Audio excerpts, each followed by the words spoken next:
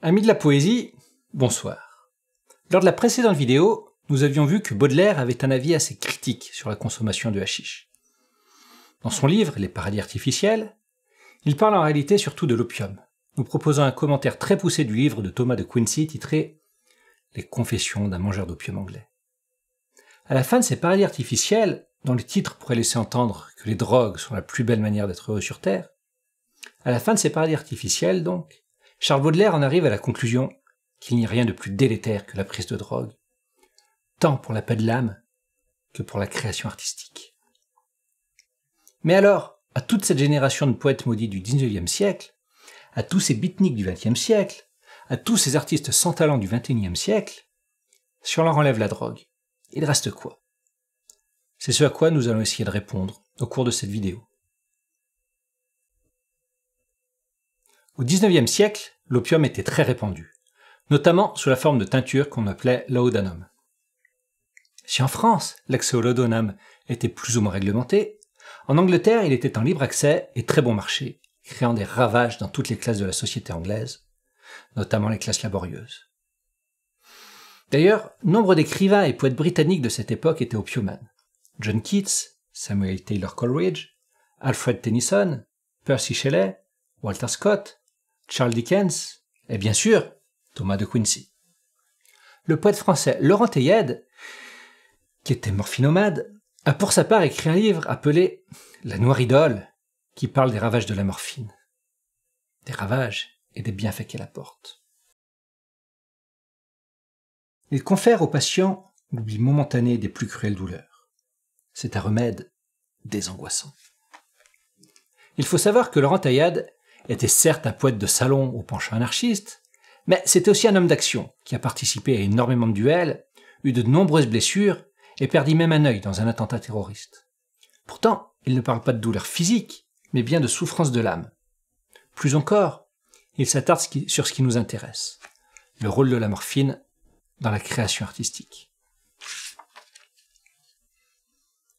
Une erreur fort commune est de croire que la morphine suscite des rêves, procure des visions, ajoute en un mot aux richesses intellectuelles de ses familiers. Son pouvoir est à la fois plus grandiose et moins extraordinaire. Elle porte en soi une énergie révélatrice qui montre à l'homme des coins insoupçonnés de mémoire et d'imagination, éclaire à ses propres yeux les dessous, les recoins obscurs de sa personnalité, avive comme les caractères d'un palimpseste, tels souvenirs, telles images, tels émois presque effacés. Elle interprète à l'initié les moindres conjonctures, lui développe ses propres imaginations en des épilogues savoureux. Bientôt, cependant, les brumes irisées, les flottants de gaz, les vapeurs de kiff épaississent le rideau. Le brouillard, qui prêtait à l'existence le charme des contours indéterminés, devient un mur impénétrable, un cachot d'où le prisonnier ne s'évadera qu'au prix d'exécrables douleurs. Plus loin dans le livre, il offre un parallèle entre l'absinthe et la morphine, arrivant à des conclusions assez similaires à celles de Baudelaire parlant du vin et du hashish. Si déchu qu'il soit, le buveur de vin ou d'absinthe est susceptible encore d'une activité passagère, tandis que le morphinomane, prisonnier d'un besoin vital, indispensable au même titre que le besoin de respirer, demeure à jamais exclu de l'action humaine. Pour tout dire, l'alcoolique est un impulsif, le morphinomane un inhibé, nous dit Laurent Théiède. Le vin exalte la volonté, le hashish l'annihile. Le vin est support physique, le hashish est une arme pour le suicide, nous dit Charles Baudelaire. Cet opium qui enivre les esprits vient de la fleur de pavot, qui une fois gorgée de suc est entaillée afin que l'on puisse récolter le précieux nectar. Cette fleur inspira au poète Stanislas de Gaïta un poème dont voici quelques extraits. Pourtant, fleur dangereuse, vous êtes généreuse, parfois, et guérissez les cœurs blessés. Pavot blanc de l'Asie, quand la froide aspasie fait ramper l'un de nous à ses genoux, ton opium, ô plante, lui rend la main dolente, et, contre le chagrin, toute d'airain. Et ta morphine amère, calme la pauvre mère que l'obsession mort d'un enfant mort. Salut, fleur équivoque, l'infortuné t'invoque, dompteuse de douleur, salut, ô fleur. Soyez bénis, en somme, suc qui versait à l'homme, au visage pâli, le calme oubli. Le calme oubli, c'est bien là ce que recherchaient tous ces poètes dans l'opium. Nous étions en plein 19e siècle, avec toute une génération victime de ce que l'on appelait le mal du siècle, qui n'était rien d'autre qu'une mélancolie profonde, une prise de conscience de l'inadaptation fondamentale de l'être sensible à son environnement social. Dans ses confessions d'un enfant du siècle, Alfred de Musset l'exprime mieux que moi. Ce fut comme une dénégation de toute chose du ciel et de la terre, qu'on peut nommer désenchantement, ou, si l'on veut, désespérance.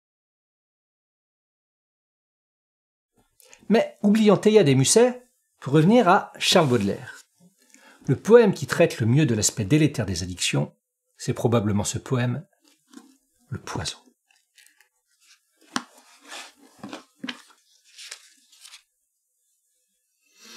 Le vin sait revêtir le plus sordide bouge d'un luxe miraculeux, et fait sortir plus d'un portique fabuleux dans l'or de sa vapeur rouge, comme un soleil couchant dans un ciel nébuleux.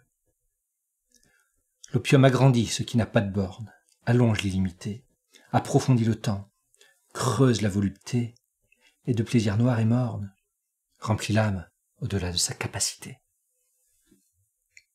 Tout cela ne vaut pas le poison qui découle de tes yeux verts, lac où mon âme tremble et se voit à l'envers. Mes songes viennent en foule pour se désaltérer à ces gouffres amers. Tout cela ne vaut pas le terrible prodige de ta salive qui mord, qui plonge dans l'oubli mon âme sans remords, et, charriant le vertige, la roule défaillante aux rives de la mort. Dans ce poème, Baudelaire nous offre une gradation du trivial vers l'intense, vers l'extatique. Le vin arrive à rendre la vie, l'environnement du poète, supportable, donnant, sur l'axe horizontal des sensations, une forme de bien-être, de baume au cœur. L'opium, lui, agrandit, allonge cet axe horizontal des sensations. Mais il va plus loin, puisqu'il explore l'axe vertical des émois de l'âme. L'opium approfondit, creuse cet axe vertical. Il remplit l'âme au-delà de sa capacité, l'élevant sur cet axe vertical. Le corps et l'âme sont comblés de plaisirs noirs et mornes. Mais ce vin, qui donne du baume au cœur, cet opium qui comble l'âme, tout cela ne vaut pas les yeux, les lèvres des femmes. Le vin et l'opium sont des poisons bien inoffensifs face au charme de ces femmes cruelles dont tombent amoureux les poètes. Toute la vie, toute la poésie de Baudelaire ont été rythmées par sa relation avec les femmes. Depuis son enfance avec sa mère, sa servante Mariette, puis la prostituée Sarah, les créoles Jeanne et Amelina, les actrices Aglaé et Marie, et sûrement quelques autres encore. Charles Baudelaire, qui a connu les affres de l'alcool, du hashish et de l'opium, Charles Baudelaire ne connaît qu'un seul vrai mal, les femmes. Et comme les drogues, ce mal se drape de bienfaits ineffables. L'horizontalité des sens est, de par l'horizontalité des corps, parfaitement comblée dans les bras d'une femme.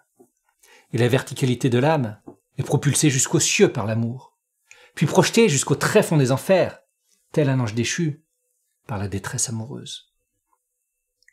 Ainsi, l'on pourrait presque en arriver à la conclusion que, finalement, la consommation d'opium, c'est quelque chose de moins mouvementé que les relations amoureuses.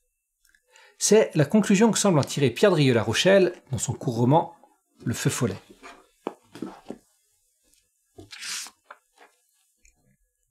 Enfin, pendant un été où il n'avait pu se baigner, ni demeurer longtemps au grand air, il avait vu en pleine lumière les caractères véritables de la vie des drogués.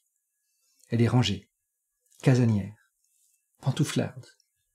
Une petite existence de rentier qui, les rideaux tirés, fuit aventure et difficulté, un train-train de vieilles filles unies dans une commune dévotion, chaste, aigre, papoteuse, et qui se détournent avec scandale quand on dit du mal de leur religion.